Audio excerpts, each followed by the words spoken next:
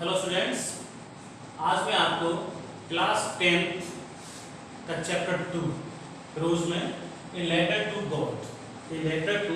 God पढ़ाऊंगा, जिसके writer हैं G.L. फ्यून्स, जो एक मैक्सिकन राइटर हैं, नोवेलिस्ट हैं और जर्नलिस्ट हैं। ठीक है। ए लेटर टू गॉड, भगवान को लिखा पत्र या भगवान के लिए पत्र। यानी इस कहानी में आपको ये देखने को मिलेगा, ये समझने को मिलेगा कि किस प्रकार से जब एक व्यक्ति का विश्वास किसी चीज पर होता है तो वो हर नामुमकिन से भी मुमकिन काम को बड़ी आसानी से कर लेता है, बस होना क्या है, उसमें उस बच्चे का विश्वास होना चाहिए, किसी भी व्यक्ति का, चाहे बच्चा हो चाहे व्यक्ति हो। ठीक है। इस पार्ट का जो मेन कैरेक्टर है वो है लेंचू। इस पार्ट का जो मेन कैरेक्टर है, मेन नायक है, वो कौन है? लेंचू है। लेंचू एक कठिन परिश्रम करने वाला एक किसान है, जो अपने परिवार के साथ एक घाटी में रहता है और उस घाटी में केवल लेंचू का ही मकान है और वहां और पास किसी का मकान नहीं है। और वह उसकी जो मकान की स्थिति है वो एक निचली चोटी के ऊपरी हिस्से पर रहता है। जो निचली पहाड़ी है उसकी चोटी पर उसका मकान बना हुआ है और वो उस ऊंचाई पर है जहां से वो आसानी से बहती हुई नदी को, अपने खेतों को आसानी से देख सकता है। आसानी से देखिए, यानी उसका मकान काफी, जो उसका घर है वो काफी ऊंचाई पर बसा हुआ है या स्थापित है। यानी आगे ये होता है कि उसकी फसल पककर तैयार है, लेकिन अब उसे अपनी फसलों को लिए पानी की आवश्यकता है। किसकी आवश्यकता है? पानी की।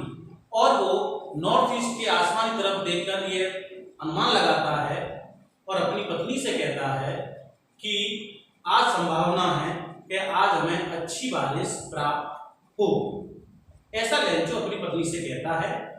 उसकी पत्नी, जो कि बच्चों के लिए खाना तैयार कर रही थी, उसने कहा गॉड विलिंग, हाँ, अगर भगवान की इच्छा हुई तो हमें पानी जरूर मिलेगा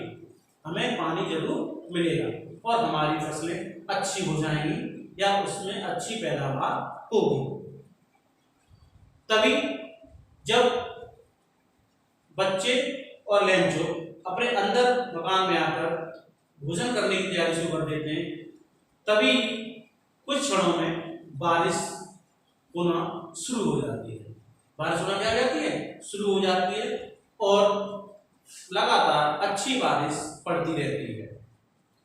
इस बात को, यानी बारिश का मजा अपने शरीर पर लेने के लिए, यानी बारिश का एहसास पाने के लिए लेंचू बाहर निकल के आता है और अपने शरीर पर जो बूंद गिर रही हैं उनको एहसास करता है। जो उसके बच्चे हैं वे उन बूंदों को देखते हुए वो इस तरीके से कह रहे हैं जैसे कि जो बूंदें गिर रही हैं, बड़ी बड़ी बूंदें गिर रही हैं, वो उनके लिए पैसे के बराबर है या चांदी के सिक्कों के बराबर है। जो बड़ी बड़ी बूंदें हैं वो 10 सेंट्स की हैं और छोटी छोटी बूंदें हैं वो 5 सेंट्स की हैं। क्योंकि हम यह समझ सकते हैं कि एक किसान के लिए पानी का होना फसलों के लिए कितना आवश्यक है, क्योंकि वो मानते थे कि अगर बारिश पड़ेगी तो फसल अच्छी होगी तो उसका बाजार में दाम अच्छा मिलेगा, तो हमें ज्यादा अर्निंग होगी। इस लहजे से जो नरेटर है वो इस बात को 10 सेंट्स और 5 सेंट्स की बूंदों को कहता है। लगातार बारिश पड़ रही है, लेकिन अचानक क्या होता है कि बारिश के साथ साथ तेज हवाएं चलने लगती हैं और उसके साथ ओले गिरना शुरू हो जाते हैं। ओले। जब ऐसा होता है तो कहीं ना कहीं लेंचो को अपने खेतों के बारे में चिंता सताने लगती है।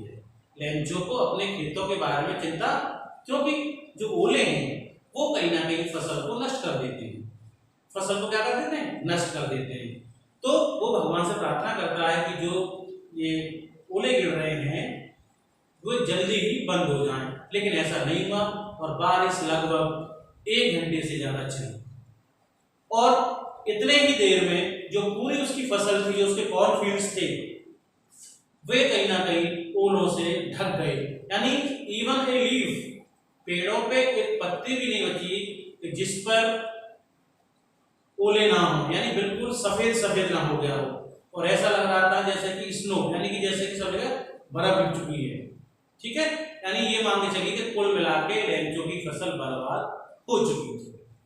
और उस रात लेंचो अपने खेतों के बीच में आकर अपने बच्चों के साथ, अपने परिवार के साथ जब अपनी फसल को देखता है तो कहता है कि बारिश ने तो इस फसल को उतना भी नहीं छोड़ा जितना कि टिड्डियों के दल फसल को छोड़ जाते हैं।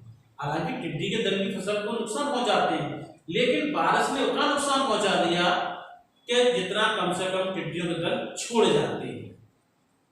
उस रात लेंचो बहुत दुखी हुआ तो उसने अपने परिवार से कहा कि इस बार हमारी फसल खराब हो गई है, इस वर्ष हमें अब भूखा रहना पड़ेगा, इस वर्ष हमें भूखा रहना पड़ेगा। और ये रात उसके लिए बहुत बुरी बीत रही थी। ये क्योंकि उसकी जो एक पूरे वर्ष भर की जो फसल थी वो कहीं ना कहीं ओले की वजह से क्या हुई थी, बर्बाद हो चुकी थी, और उसकी आंखों के सामने, उसकी आंखों के सामने। लेकिन वो अपने बच्चों को धीरज बनाते हुए, धैर्य बनाते हुए कहता है, ध्यान रखो, no one dies of hunger, no one dies of hunger, यानी कि कोई भी व्यक्ति भूख से नहीं मरता है, कोई भी व्यक्ति भूख से नहीं मरता है, यानी कि भगवान सबकी रक्षा करता है, यानी भगवान आपकी हर हालत में रक्षा करता है। ऐसा उन्होंने अपने बच्चों को धैर्य बनाते हुए कहा लेंचो ने। ठीक है, आगे क्या है, लेंचो के मन में एक विश्वास था कि मुझे अब सहायता की जरूरत पड़ेगी, द्वारा मुझे कोई फसल उगाने के लिए पैसे चाहिए। तो इसके लिए लेंचो भगवान के लिए एक पत्र लिखने का सोचता है, क्योंकि उसे अब इस धरती पर भगवान के अलावा और कोई भी ऐसा व्यक्ति नहीं था जो उसकी मदद कर सके। इसीलिए उसने भगवान को पत्र लिखने का मन बना लिया, तो वो चाहता था कि भगवान मेरे लिए अगली फसल उगाने के लिए पैसा भेजें, ऐसा उसने अपने मन में प्रण किया। और वो अगले ही दिन लेंचो किसान होने के साथ साथ लिखना और पढ़ना जानता था। लेंचो किसान होने के साथ साथ लिखना और पढ़ना जानता था। वो अगले दिन पोस्ट ऑफिस पहुंचा। उसने वहां पर जो उसने पत्र अपने घर लिखा था, उस पत्र को उसने अगले दिन सुबह पहुंचकर पोस्ट ऑफिस में गया, वहां उसने मेल किया या पोस्ट ऑफिस में डाल दिया। जैसे ही उसने उस लेटर को पोस्ट बॉक्स में, जो बॉक्स होते हैं उसमें डाला, मेल बॉक्स में, तभी अचानक एक डाकिया आया और उसने उसमें से सभी पत्रों को निकाल लिया। उन पत्रों को लेकर वह अपने पोस्ट मास्टर के पास गया। तब उस डाकिये ने एक ऐसे पत्र को देखा जिस पर एक ऐसा एड्रेस लिखा हुआ था, एक ऐसा पता लिखा हुआ था जो उसने अपने इतने वर्ष की नौकरी के दौरान उसने ऐसा पता कभी नहीं देखा। उसे इस पते को देखकर हंसी आई। क्या आई? उसको हंसी आई। और उसने इस विशेष पत्र को अपने पोस्ट मास्टर को दिखाया। पोस्ट मास्टर ने जब उस पत्र को देखा तो उसे भी बड़ी हंसी आई। क्या हुई? पोस्ट मास्टर ने उस पते को देखकर हंसा। क्यों? इस नाम का पता तो कोई होता ही नहीं, ये तो केवल ख्यालों में होता है, कहानियों में होता है, काल्पनिक होता है। लेकिन तुरंत ही जो पोस्ट मास्टर था वो कुछ गंभीर हो गए और उन्होंने उस पत्र के महत्व को समझा। उन्होंने उस एड्रेस, जो पत्राचार का जो पता था, उसके महत्व को समझा और उन्होंने उस पत्र को खोला, जिसमें जब उन्होंने उस पत्र को पढ़ा तो उन्हें लगा कि कोई ऐसा व्यक्ति है जिसे भगवान पे अटूट विश्वास है और उसने भगवान के लिए पैसे मंगाने के लिए चिट्ठी लिखी है। उन्होंने तुरंत ही अपने जो एम्प्लॉइज थे उनसे कहा कि आपको एक दान का कार्य करना है, एक अच्छा कार्य करना है, आपको किसी के लिए दान करना है। तो उन्होंने अपने एम्प्लॉइज से उस सैलरी का एक हिस्सा लिया, अपनी सैलरी का हिस्सा दिया और इसके साथ उन्होंने कुछ अपने मित्रों से पैसा इकट्ठा किया। ऐसा करके पोस्ट मास्टर हालांकि पूरे रुपए तो नहीं कर पाया, लेकिन फिर भी जितना संभव हो सकता था आधे से कुछ अधिक उन्होंने उसको करने का प्रयास किया। यानी एटलीस्ट पोस्ट मास्टर केवल 17 पीसोज जबकि इकट्ठे ही कर पाया, जबकि लेंचो ने लिखा था 100 पीसोज।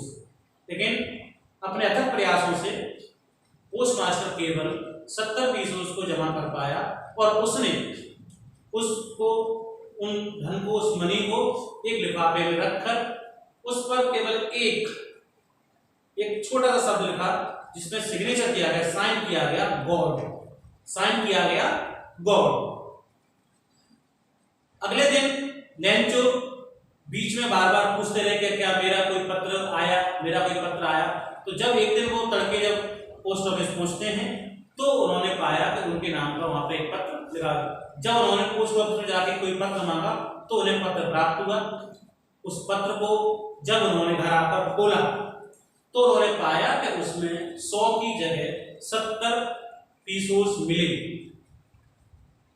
उसमें इतने पैसे देखकर लेंचो को कोई खास आश्चर्य नहीं हुआ, क्योंकि उस व्यक्ति को तो भगवान पर विश्वास था, उसे विश्वास था कि जो वो मांगेगा भगवान उसे भेजेगा। लेकिन वो व्यक्ति इतना अद्भुत था कि ये कार्य किसके द्वारा कैसे किया गया, इसलिए पैसा मिलने पर उन्हें कोई भी आश्चर्य नहीं हुआ, ज्यादा आश्चर्य नहीं हुआ। लेकिन जब पैसे कम निकले 100 पीसोस मंगाए थे, मांगने के लिए पत्र लिखा था, मिले कितने, केवल 70 पीसोस। तब उसको बहुत गुस्सा आया कि भगवान ऐसा काम नहीं कर सकता, भगवान ऐसा काम नहीं कर सकता, जरूर इसमें कोई और बात है, ऐसा उन्होंने सोचा। फिर तुरंत ही उसने पोस्ट ऑफिस में जाके एक पुनः दूसरा पत्र लिखा जिसमें ये लिखा गया कि मुझे आपके द्वारा कि मुझे अभी और धन जो कि आप मेरे बचे हुए पैसों को जो 30 पीसोस रह गए हैं उनको आप भेज दें ताकि मैं अपनी फसल को उगा सकूं, बो सकूं। और उसमें यह भी लिखता है, और उसमें एक ये बात भी लिखता है कि इस बार धन को मेल के जरिए ना भेजें या पोस्ट ऑफिस के जरिए ना भेजें, क्योंकि जो पोस्ट ऑफिस के लोग हैं उसकी नजरों में बेईमान थे। क्या थे? बेईमान थे। वो मानता था कि जो पोस्ट ऑफिस के लोग हैं वहां बेईमानों का झुंड है, इसलिए आप मेरे बचे हुए पैसे मुझे भेजें तो वो मेल से ना भेजें। तो ये आपकी क्या है, समरी है। और इसमें ये दिखाया गया है कि अगर एक व्यक्ति का भगवान में विश्वास है तो जो फेथ है, विश्वास है, अगर आपका विश्वास सही है तो आप सब कुछ पा सकते हैं। ठीक है।